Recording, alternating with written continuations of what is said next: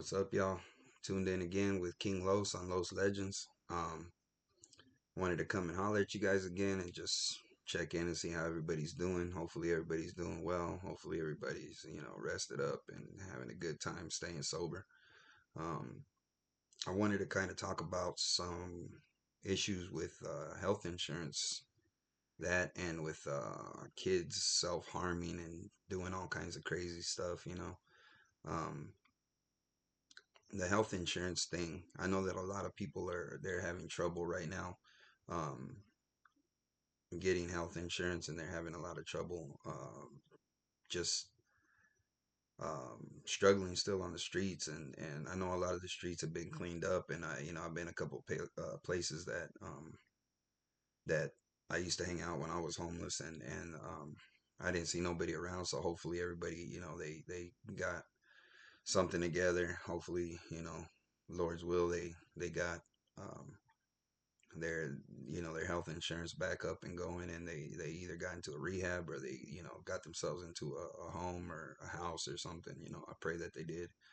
Um, so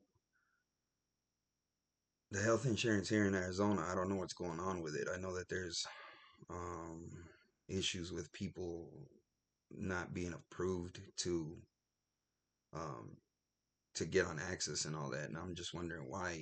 Why, if it's such an issue, why doesn't somebody step in or try to do something or help these people get, what they need to get well and to get right.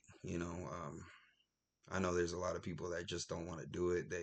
Some people, believe it or not, they like the struggle, and I mean, whatever it is, whatever you want to do, more power to you. But I mean, eventually that habit is, or whatever reason that, you're, it's not fun. Like I was saying in my one of my other videos, is that it's not fun anymore. It's not just something to glorify or be like, oh yeah, I'm gonna go and get messed up, and do this and do that and drink and just to have a good time. Because eventually that habit is gonna turn into something that uh, you have to continuously do to not be sick. And you guys that uh, mess with fentanyl and fatty powder and drink and all that, even meth, whatever it is that you do, that eventually is going to catch up, and it's just going to, it's um, it's going to really, if it hasn't already, it's going to mess up your life even more. And hopefully, I'm just hoping and wishing, I'm praying that everybody gets off of what they're doing and stays away from, what they think they have to do, because no matter what, um, these habits, they're very strong, very addictive, and I understand that. Me personally, I never messed with fentanyl. I used to get meth off the streets, and then later on, I realized that when I did get drug tested, that the meth that I was using was laced with fentanyl and MDMA and all kinds of other stuff that I had no idea was even in that.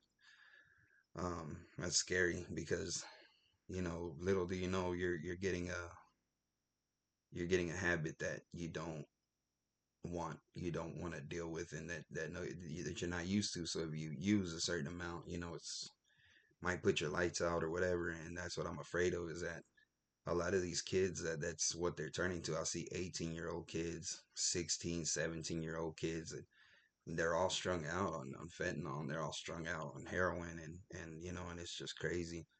Back in my day when I was young like that, I mean, I was smoking weed, and I was demonized for that. And I just realized, how deep it had gotten and how crazy it had gotten, because when I was on the streets, I remember I walked up to this kid. He was probably about like 18, 19 years old. And I told him, I said, hey man, I said, I'm looking for some weed. I'm looking for some bud, you know where to get any at. And he just looked at me with this look like he had no idea what I was talking about. And he was like, what's that? And I'm like, are you serious right now? Like, you got a foil with a bunch of pills on it, and that's what you're smoking, and you don't know what weed is. He's all like, no man. He goes, I don't mess with that. I don't know what that is. And I'm like, wow. So these kids are diving right into these really serious drugs, man. And so I know that it's making Um, it's making their depression like get out of control. The anxiety when they don't have it, it's out of control. A lot of these kids are self-harming, and they're doing all this crazy stuff, and then and it comes to a point where maybe some of them they want to get clean, or they want to get off of what they're doing, so um they try to check themselves into rehab, and they don't have access. They can't get access for some reason, or they're giving them a hard time to enroll and do all this stuff. And I don't know uh why it can't be like a worldwide thing, kind of like a worldwide insurance or something, like maybe uh, just like United States wide, even to get these kids on some kind of access, or these other people, the ones that are older, that really have had a hard time with just life, and sometimes we make our own decisions, and we do stupid things that that we're like, oh yeah, well, I should have never started doing this, and I never should have started doing that, and and maybe if I would have not done this or not done that, maybe my life would be different. And there's a lot of what ifs in life, or what might have been, and it's just a whole bunch of uncertainties and this and that, and you won't be able to get a job. You know what I mean? Um, Trust me, I know. Like as a kid, not having a GED and not having a high school education or anything like that. It was just, they would look at me when I go and apply for a job, and they would be like, dude, you didn't even finish school. You know what I mean? Like, how can we count on you to stick around and do a job that, I mean, you're not going to have no dedication to or anything like that. And that's the first thing they look at is like, oh, well, you didn't finish school. So what makes us think that you're gonna be reliable when something gets hard, or and they think that you're just gonna quit. And I mean, some kids and young adults, they luck out and somebody hires them and they do a really great job, and I hope that young people find that. But like me personally, I mean, I got my GED late, got to college late. Now I'm getting my RSS training and everything done. But I mean, I'm already old, so um, it took me that long to actually, you know, get everything together, and to see that if I would have stayed in school, then everything would have been different, or maybe I would have gotten certain jobs that I applied for, and made a lot more money, or been somewhere further in life. But who knows? It was all God's plan. So I'm just gonna kind of go with that, and I know that there's a lot of kids that they're going through so much right now, and they're like, a lot of them are self-harming, and they're doing all kinds of crazy stuff, man. And me personally, like, I never went through anything like that, so I don't know what the release is for that, or what the like um I don't know what the deal is with that. I don't know what kind of satisfaction they get out of that, hurting themselves. It doesn't make any sense to me. um but I mean, regardless of what kind of release it is, and what kind of satisfaction or anything like that, I know there's a different way to go about it. You might think it's hopeless, you might think it's helpless, but the first thing I would do is go and ask for help. As I had to overcome a lot to actually put my pride aside and my ego aside, and be like, hey, you know what, man, I can't do this on my own, I need help. um I know that it's not just drug addiction. I know that it's abuse, it's it's manipulation, it's peer pressure, it's all kinds of stuff that people, they put you through, because either they want to use up your money, or they want to just manipulate you and make you think that they're your friends, and they want to say this and that, and they just to try to use up whatever you got, or it's whatever it is that you do, that they like, is what their strengths are. I mean, don't get me wrong. There's a lot of good people out there that they really do. They'll look out, and they'll try to, do their best to take you in and give you something when they don't even have anything themselves. It's hard. Um, if I could, I mean, I keep doing these videos, and I was kind of asking myself, like, what's my, what kind of satisfaction do I get out of it? And it's just a thought, I guess, of knowing that if I just help one person, if I just help one person, say one kid, from suicide or some kind of self harm or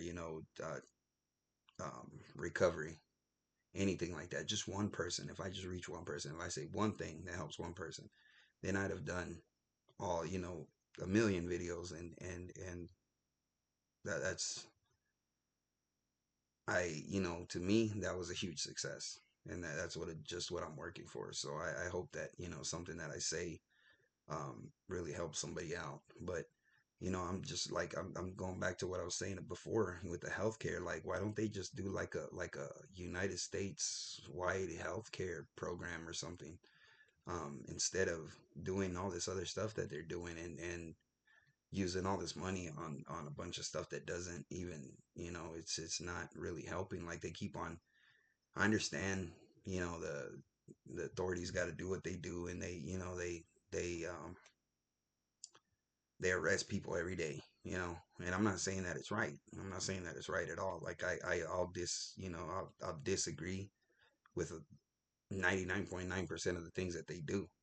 And the 1%, maybe I understand, because, if they get some stuff off the streets, or, if they uh, take something away from somebody that night they didn't even know about it, and they're gonna OD, and nobody's gonna find them, like, and save that life, and then maybe from there they go to recovery or something, then, then it is what it is. You know what I mean? Like, I'd rather somebody go that route and live and be a testimony, and try to help other people with recovery, and, and because they seen what their life was going to, and I see it on these other YouTube videos all the time. They're like, man, I got arrested and it saved my life, and I like to think that way too. Like, I got arrested and it saved my life, because that was the last time that I wanted to lay up in jail, and be there and eat the food they have and wear the clothes that they give, and have to deal with, needing to get hot water for a soup or coffee or whatever, man. And just, and if they don't want to open the pot up that day, and they don't want to do a day room, then that's what it is, man. And you just got to deal with it. There's nothing you can do about it. You just got to sit there and just wait and wait and wait. Hurry up and wait. Hurry up and wait. That's all, you doing there. Um, but I realized, like, I didn't want to do that. I didn't want to deal with that, and I realized that I had a gift for talking to people and speaking to people. Um, I wish there was a way that I could talk to, the higher ups here in Arizona, and try to figure out, if people don't have a social security card or a ID or something, if they can go and maybe, as far as, doing a mouth swab and a DNA test, and letting them know, hey, this is me, this is who I am, and, I need that. Like, I need my social, I need my ID, I need something, so that I can take the next step and get into rehab, and as much as you don't want to, just know that the person that you are, even though that you're addicted, you're still stronger than that addiction, no matter what you think. You're bigger than that, you're stronger than that, you're better than that.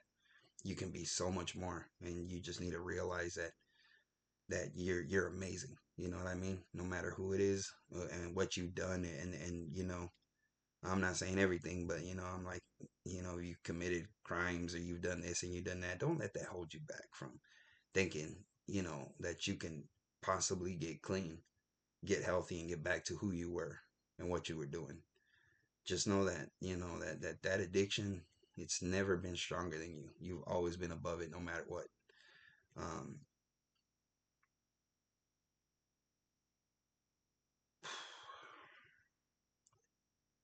I remember being in the different roads, man. Speedway, Grant, Oracle. Like, I was all around those areas, man. South Side. I was, everywhere right here in Tucson, man. And no matter where you go or what you do, there's always people in the struggle. And I remember going to get something off of some people, man, and They're like, other people would be like, oh yeah, they're over here, you know, and they're in this tunnel or they're under this bridge or something, and you know, let's go over there, man. And we walked up one day and there was like three people laying there, man, and they had been dead for, I want to say, for about a good 3 days. And nobody knew about it, or they knew and they just didn't say anything because they didn't want to have to deal with it. You know what I mean? The dude that I was with, he called an ambulance, and you know, there was no way they were going to save them. These people were already, they were dead. Um, and so we just walked away and left there, man. And you know, it's that's what these drugs are doing. They're like, they're claiming all these lives, man. And no matter what you think too, like, you can be on the streets, you can be, you know, out there homeless or whatever, but somebody cares about you, you know, regardless if you think so or not.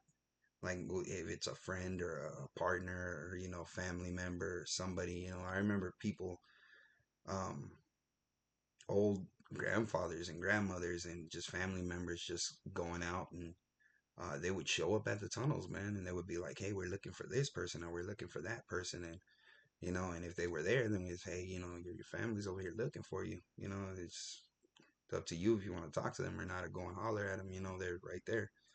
And sometimes they would decide to go and talk to them, and sometimes they wouldn't. They'd be like, oh, just tell them I'm not here. Tell them I'm not here, you know, because they didn't want to deal with them. They didn't want them to see them the state that they were in, or they didn't want them to see in the, you know, the condition they were in, and, you know, they've been just out getting high and not showering, and you know, not eating, and skinny and sick, and you know, and it was a lot of people, they don't, they're afraid, they don't want to see their families, they don't want to deal with the criticism and the judgment that some people will sit there and put on you. A lot of people would take off and then be like, yeah, dude, I want to go and talk to my mom, I want to go and talk to my dad, my grandpa, my uncle, whoever was out there looking for him. um, I want to talk to them, I want to go home, I want to shower, I want to eat, I want to, you know, this, I want to that. Um, I've seen a lot of people like being affected too with, I don't know if it was a fentanyl that was doing it or what, but it wasn't letting people's legs heal, and they were getting these really huge sores, and like they were bleeding, and it was just horrible. And I remember my homie Chevy, he had like a rod in his leg, and he was just walking, and that his leg just exploded, dude, and that rod came flying out of his leg, and it just was open, you know. Um, there are people that have just sores all over them from picking at themselves, and um, it's it's it's just sad. It's sad that they have to fight this hard, and um, stress this much, and do all this stuff, you know, to have to just get some kind of health care. And if they go to the hospital, you know, that sometimes they don't want to see them because they don't have an ID, or they don't have, you know, this, or they don't have that, or you know, I don't know if I'm not positive if the emergency rooms can turn you away, but a lot of people just don't want to go there because they're afraid that once they're in the hospital that they're not going to have what they need, and they're going to get sick, and you know, all this. And it's an uphill struggle. It's hard. It's not something easy. Um, I would just encourage everybody to try to do the best they can. You know, if you guys want to reach out to me, or you want to reach out to somebody, anybody that's going to help you, um, you can hit me up at Los Legends 988 at gmail.com. And Yes, and you can hit me up on Los Legends 44 at gmail.com, to comment or whatever, you know what I mean? I want to put my number up. I want to put my phone number up. That way, you know, you guys, if you need to, you can call me, and I'll answer. I'll do my best to guide you with any kind of information I got to try to get you guys, you know, into a rehab or something like that. And I just want to see everybody doing the best they can, and be, you know, the king they can be, or the queen they can be, or you know, just to try to be there for your family and do the best you can. 'Cause no matter what you think, man, it's never too late. You know, it's never too late. And if I can do it, anybody and all of you guys can do it too. I encourage you guys to look for your higher power. I encourage you guys to do the best you can to, you know, change up whatever. And like I said, that addiction is not bigger than you. It's not better than you. It's not stronger than you. You're a soldier. You're a warrior. Just remember that. And there's nothing that you can't do. You know what I mean? You can be 10 times better 5 years from now. I know everybody's like, oh, it's 5 years, but yeah, in 5 years, you won't even recognize and realize the paradise that's in front of you if you don't work towards it. You know what I mean? So do the best you guys can. Like I said, hit me up. Do whatever you need to do. I'll answer. I'll talk to you guys. I'll help you any way I possibly can. That's on me. That's on my word. You know what I mean? So, yeah, with that being said, you guys, I'll drop the next video very soon. Thank you guys for tuning in. Like and subscribe, please. Thank you. God bless you with everything that you guys want and you need. And I know that you guys can get it. Um, just keep praying, keep working, keep fighting, and do the best you can, because there's no telling what your testimony can do for somebody else. And I'm hoping, like I said, if I can reach one person, then I'd have done my job. You know what I mean? I'd have done everything that I've been doing. It's not for nothing. It's, it's for something. So, uh, thank you guys again for tuning in. Like and subscribe. Till the next time, love you guys. King Los Legends. You know what it is. Later.